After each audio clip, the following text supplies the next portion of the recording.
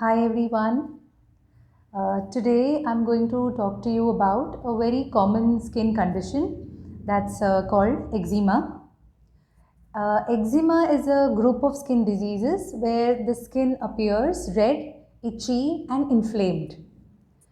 The exact cause of eczema is not known. It's a very common skin condition. There may be a genetic predisposition in some patients, that is, there may be a family history of eczema in one of the parents or so, or it could be triggered by some environmental condition, or there could be some trigger that could be food related. It's important here to know that eczema is not contagious. You cannot catch it from anyone else. So how does it appear? It appears as usually a dry, itchy, flaky condition. The skin becomes red, irritated, inflamed. There may be oozing, there may be some blistering. In the severe cases, there may even be some secondary infection. So what happens is, because of this intense itch, there is something called as the itch, scratch, itch cycle. Because of this intense itching, the patient tends to scratch the area vigorously, and this scratching leads to erosions, it leads to more inflammation, and that leads to more itching. So it's like a vicious cycle that keeps going on and on. Ultimately, the skin becomes very thick, dark, and really inflamed. What are the common causes, or what are the common types of eczema? The most common type that we see is atopic eczema. In atopic eczema, we usually see children who are commonly affected with this. They may be even less than 1 year of age when it may start. That is, it may start in infancy or usually in early childhood, say less than the age of 5 years. The skin again is inherently very dry. Because of this dry, itchy skin, there is inflammation usually on the face. It may be on the skin folds like the neck folds or the folds on your elbows, behind the knees. There may be flare-ups, and these flare-ups may be triggered due to some infection, or there may be some other common triggering causes, like for example, it could be due to dust, it could be due to pollen, that is, it could be seasonal. Even extremes of temperature, extreme heat, extreme cold, humidity. When the weather is very humid, we do see flares. Again, when the weather is like this, very dry and very cold, this can trigger eczema. Eczemas may also be triggered by certain harsh chemicals like soaps, detergents, and secondary infection, like I told you, very commonly triggers eczema. Stress, if not the cause, can actually worsen symptoms of eczema. That is, because of the stress, there is increased scratching, and that leads to more inflammation of the skin. So, what are the other common eczemas that we see? Contact eczema or contact dermatitis is also very common. Contact eczema dermatitis can either be an irritant contact dermatitis or it can be an allergic one. So the difference here is that the irritant is usually because of some harsh chemical. Like the most common type of irritant is what we see in women at home when they have a lot of housework to do. The repeated hand washing, repeated use of detergents, caustics, the washing powder, the soaps, they can strip the natural moisture from the skin and lead to eczema on the hands. Also, it is common in people who work in some factories, in people who come in contact with cement. The allergic contact dermatitis may be seen as allergy to certain things that a person comes into contact with. For example, one may be allergic to artificial jewelry, that is, we call this as nickel allergy. One may be allergic to the bindi, the glue underneath the sticker of the bindi, even sindoor. Sometimes even footwear can cause contact allergic dermatitis on the feet. In this type of eczema, it's very important to identify the cause, because it's usually possible to control the eczema only when the cause has been removed. Then there is this dry eczema, which we are seeing very commonly now because of the winter season. It's also called as asteatotic or xerotic eczema. This is commonly seen on the body, on the legs, on the arms. Obviously, as the name suggests, it's because of dryness, and the skin looks very dry and inflamed in these conditions. Then there is a peculiar variety of eczema that we see typically on the hands and feet.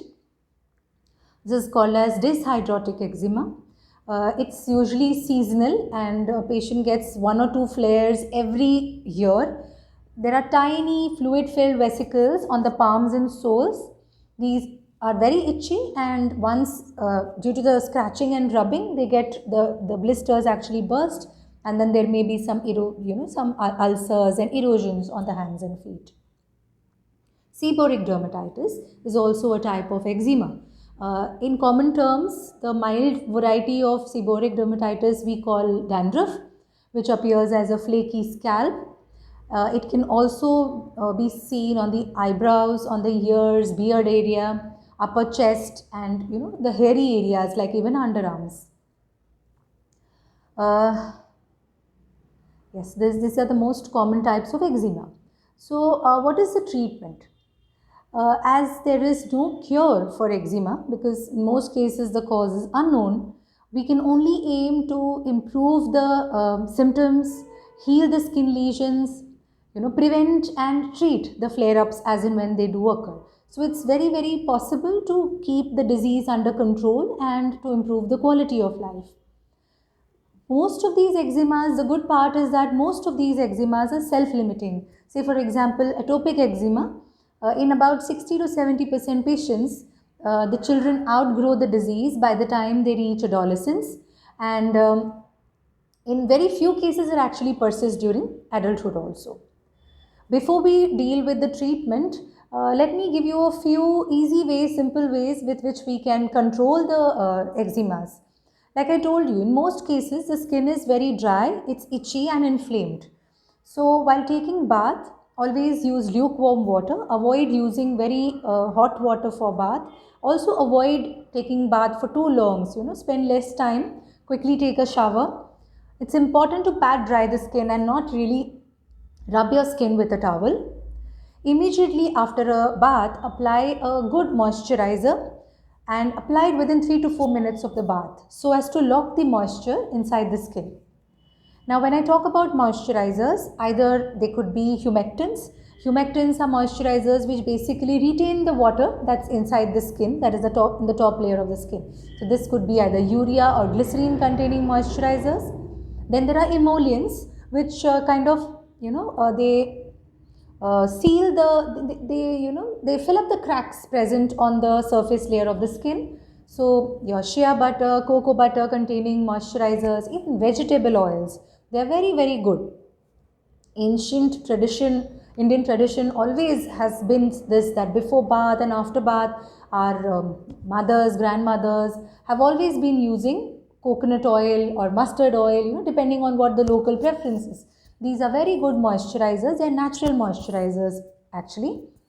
Then for the very, very dry skin, we may like to use occlusive moisturizers such as petrolatum, typically Vaseline, which is available, because it prevents the water from evaporating from the surface layers of the skin. So it kind of traps the moisture, it locks the moisture inside the skin. It's also very important to choose the right kind of cleanser or a soap while taking bath.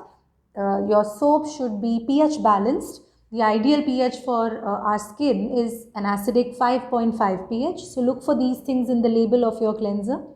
You could preferably even use a soap-free body wash, something that contains an oatmeal, which should be sulfate and paraben free, and even perfume free. So don't go for these fancy, good fragrant, or the ones that contain artificial perfumes, artificial colors. One should be avoiding allergens as much as possible.